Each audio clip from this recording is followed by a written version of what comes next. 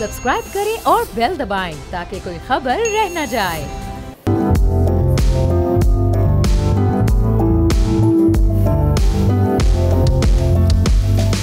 अस्सलाम वालेकुम, मैं हूं बाब जहांगीर। आप देख रहे हैं प्रोग्राम व्यापार। प्रोग्राम के आगाज़ में बात करेंगे पाकिस्तान स्टॉक एक्सचेंज में होते इजाफे की। कारोबार का मुस्बत रुझान पाकिस्तान स्टॉक एक्सचेंज में देखा जा रहा है और 100 इंडेक्स में आज भी कई 100 पॉइंट्स का इजाफा हुआ है। गुज़िश्ता कई हफ्तों से हम देख रहे हैं कि मार्केट ऊपर से ऊपर जा रही है और 269 पॉइंट्स के इजाफे के साथ आज ये इंडेक्स 66,281 पर पहुंचा।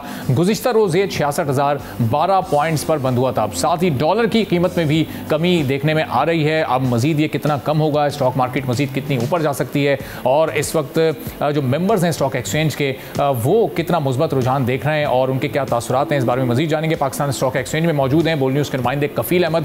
कफील, बताइएगा, आज एक बार फिर मार्केट में थोड़ा राइज आया है। गुज़िश्ता रोज़ एक कमी आई थी तो आज एक बार फिर मुस्बत रुझान देखा जा रहा है। क्या सूरत हाल है इस वक्त मार्केट में?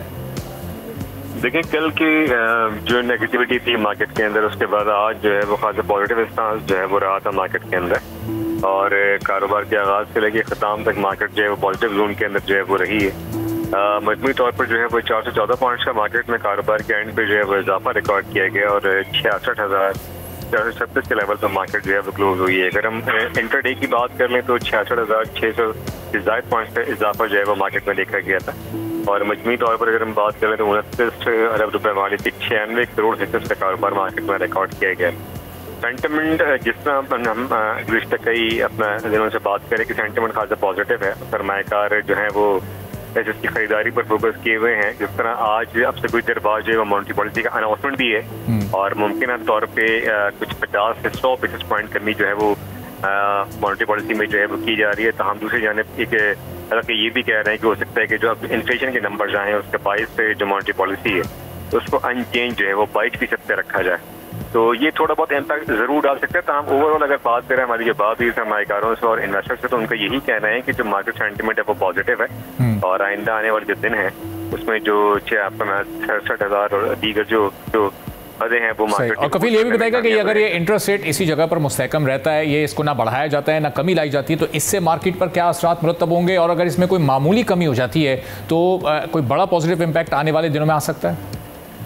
देखिए, बड़ा अगर हम बात कर लें अरबाब तो ओवरऑल मार्केट जो सेंटिमेंट है फंडामेंटल वो काफ़ी स्ट्रॉन्ग है। कल भी अगर हम बात कर लें तो 1 अरब रुपए के जो है वो अपना एसेट्स का कारोबार मार्केट में जो है वो देखा गया था। वॉल्यूम खासे अच्छे हैं मार्केट में और अगर हम बात कर लें अगर ऑटो सेक्टर की, पावर सेक्टर की, ऑयल सेक्टर की, तो ये खासे जो है वो अच्छे परफॉर्म कर रहे हैं। जहाँ तक रहा कि मॉनेटरी पॉलिसी में अगर 50 बेसिस पॉइंट कम होते हैं, कि इन्फ्लेशन के नंबर थोड़े से ऊपर आ गए तो मुमकिन तौर पर अगर हो गए तो ओवरऑल मार्केट फंडामेंटल काफी स्ट्रॉन्ग है। जी ठीक है, चलिए कफील अहमद, बहुत शुक्रिया। स्टॉक मार्केट से आगाह कर रहे थे आपसे। हम वक्तन फवक्तन मजीद भी अपडेट्स देते रहेंगे और आगे बढ़ते हुए आपको ये बताते हैं कि गाड़ियों की फरोख्त में भी कमी से ऑटो असेंबलर्स को बदस्तूर मुश्किल सूरत हाल का सामना है और माली साल 2024 के इब्तदाई 5 माह के दौरान कार्स की फरोख्त में 53% की एक बड़ी कमी देखी गई है, यानी ये तकरीबन आधी होकर रह गई है, जबकि ट्रक्स की 48% कमी सामने आई है और हल्की जो कमर्शियल गाड़ियाँ हैं, पिकअप्स और वैन्स, इनकी फरोख्त में 37% की कमी हुई है, जबकि मोटरसाइकिलों और रिक्शों की फरोख्त में भी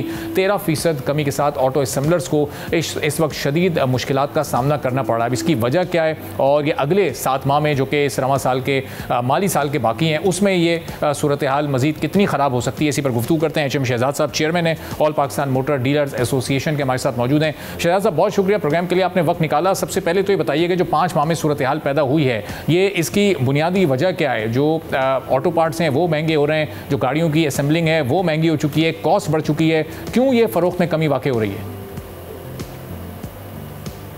पाकिस्तानी आवाम के होते खरीदने गाड़ियां नहीं हैं। हमने पिछले 40 साल में सुजुकी ने और 34 साल टोयोटा और होंडा ने असेंबलिंग के अलावा कुछ काम ही नहीं किया ना। जब तक हमारे मुल्क में लोकलाइजेशन नहीं होंगी गाड़ियां सस्ती नहीं होंगी। हम CKD SKD असेंबली इंपोर्ट के लिए इंपोर्ट करने के मोहताज हैं। जब तक हमारे पास CKD SKD असेंबली नहीं आएगी हम गाड़ी नहीं जोड़ सकते। मैंने लास्ट प्रोग्राम में भी यही बात की थी और आज दोबारा आपने मुझे मौका दिया है तो मैं मौजूदा हुकूमत से कहता हूँ, खुदारा इसको किसी भी तरीके से लोकलाइजेशन की तरफ ले जाएं। ये मुल्क ऑटोमोबाइल इंडस्ट्री के लिए जन्नत है। जन्नत से कम नहीं है। ये वाहिद मुल्क है दुनिया का जहाँ पहले पैसे दिए जाते हैं और गाड़ियां 7 माह 8 माह और बात एक साल के बाद दी जाती है, और फिर 1 साल बाद गाड़ी की कीमत अगर बढ़ चुकी है तो उसके वही पैसे जो बढ़ी हुई कीमत वो देनी पड़ती है। तो इस वक्त हमें लोकलाइजेशन अगर नहीं होगी हमारे मुल्क में, ये गाड़ियां की कीमतें नीचे नहीं आएंगी। और बदस्तूर जो आपने कहा आइंदा 7 माह में क्या होगा, तो यही सेम सूरत हाल रहेगी, इसलिए कि मौजूदा हालात में पाकिस्तानी अवाम की कोते खरीद में गाड़ियां नहीं है। सही। और शहजाद साहब, अगर लोकल लेवल पर जो आप तजवीज़ भी दे रहे हैं, अगर लोकल लेवल पर ये असेंबलिंग की जाएगी तो कितनी कमी आ सकती है गाड़ियों की कीमत में, कितने फीसद की कमी आएगी? 50% तक कमी आ सकती है उसकी। अगर कहें तो मैं आपको एग्जांपल दे दूं, ये जो सुजुकी। शहजाद साहब हमारे साथ ही रहिएगा। थे प्रोग्राम व्यापार से आज इजाजत दीजिए, अल्लाह हाफिज़।